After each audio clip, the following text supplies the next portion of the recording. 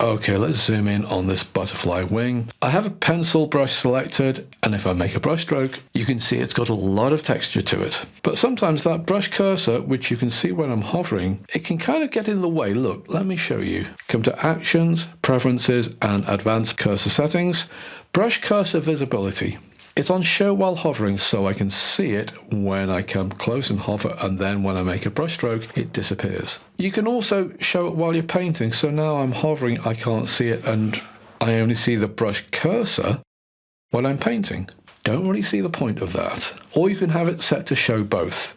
So now I can see it when I'm hovering, and I can see it when I'm painting. It's up to you what you prefer. Personally, I think when you show it when you hover, that lets me know where I'm about to make my brush stroke. But I don't want it visible when I'm drawing because it just distracts. I just want to see the brush stroke.